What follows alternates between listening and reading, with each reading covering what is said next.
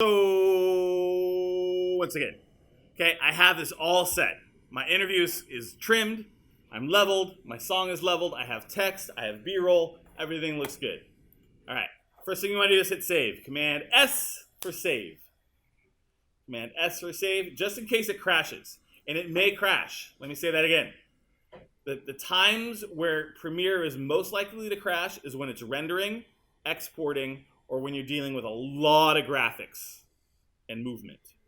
A lot of like text, keyframe, graphic stuff. All right. Now that I got all set. Make sure that your segment has the blue box around it. So you just click on it and that's it. If I had this selected or double clicked, notice how there's a blue box around this thing. It would only export this in and out point. So you want to make sure your segment has the blue box. That way you know you're exporting out your segment. Okay, then I'm going to go up here to File, Export Media. What's the hotkey? Command M for Media. File, Export, Command M for Media. Shaboop. It's going to take a second. It's going to think for a second. Here's a nice, good checkpoint. You can skim through the export. So if you're skimming through here and you're like, oh, this isn't my movie, close this window, go back to making sure that your sequence is selected, and then export it out again. Okay, so that's your little check. You can check to see if you're exporting the right thing right here. Okay.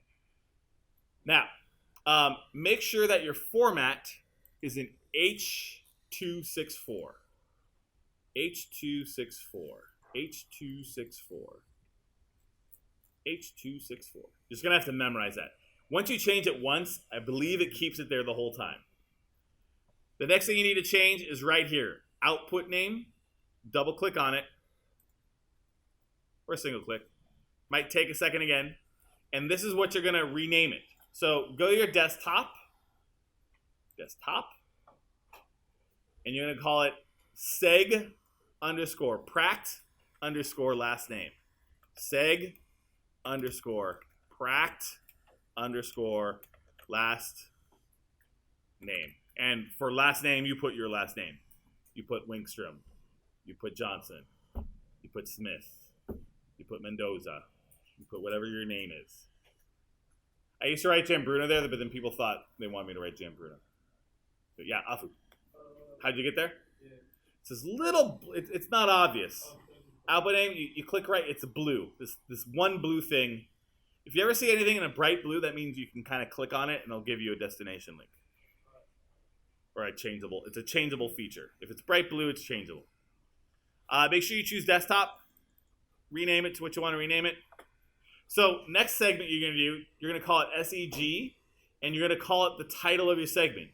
Like, so if you're doing, so again, Thomas is doing Homecoming, right? So Thomas is going to call his segment Homecoming Sullivan, right? Fiona, what's yours on? Field trips. So she's going to call it seg underscore field trips. L something. I forget your last name. Sorry. Fulton. Oh, it's not the L one. Okay, good. That's easier. Right. Right, and then, Brian, what's Brian's segment on? Brian doesn't know the segment? You gotta learn your segment, bruh.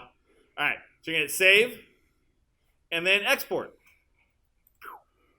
Now, if you're planning on airing a segment and you haven't exported it yet, and it's the day of, you need to come in at brunch and hit export. Because this is taking 3 minutes for us. When you have a fully edited 90-second segment with lots of text and lots of different effects to it, it's going to take way longer to export, so that's 10 minutes. Then that has to transfer onto the segment share drive. Then I have to proof it. Then that has to get onto a USB drive, and then that USB drive has to get onto the TriCaster, and then the TriCaster. So getting it from here to the TriCaster is a good 20-minute process. Let me say that again.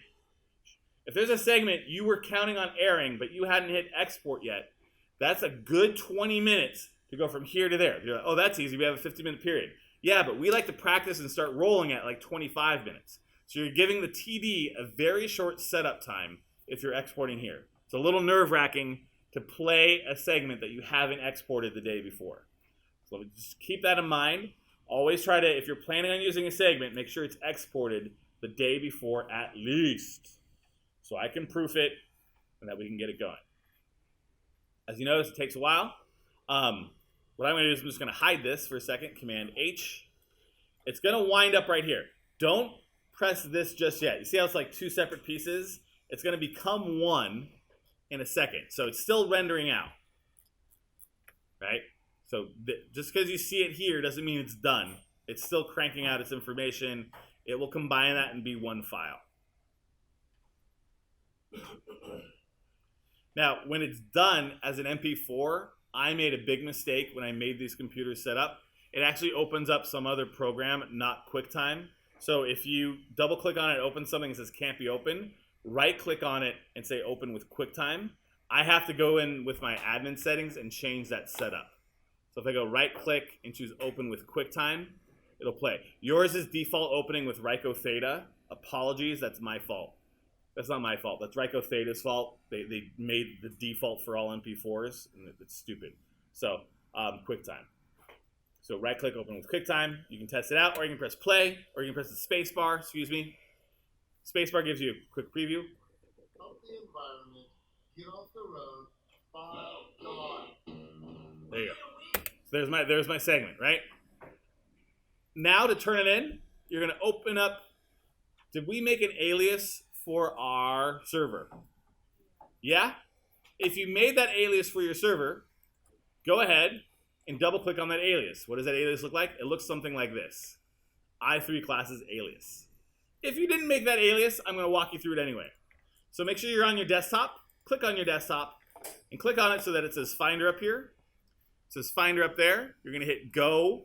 You're going to choose Network. Go Network. And it says All. And then it says MAI3 Server. It says i3 classes, double click. Once I double click on i3 classes, I should have a blue icon here. To make sure I never, ever, ever, ever, ever have to do that again, I'm going to right click on this server and choose Make Alias. Make Alias. Make Alias. That way it'll give me the shortcut right here. Then you're going to find, once you have i3 server and then i3 classes, then you're going to find 2digicom. I prefer this list view right up here rather than the icon view. Lots of you have this view. Click right here. It's a little easier to get to. Then you hit that triangle, open it up, and you're going to drag and drop your segment from your desktop, the MP4, into segment share. And this way, your technical director or your graphics assistant person can get to this place where it says segment share, and he'll say, oh, who's this? Luke, your segment's ready? Here, I'm going to pull this segment. He's going to load it up onto the TriCaster now. So segment share, you can actually see each other's work on segment share. That's because this is where you're going to pull stuff out. Like there's the Spirit Week.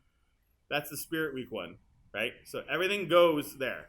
And then I usually go through here and I clean it up. So I go, boop, now it's under use segments. So segments that we've used are all under use segments.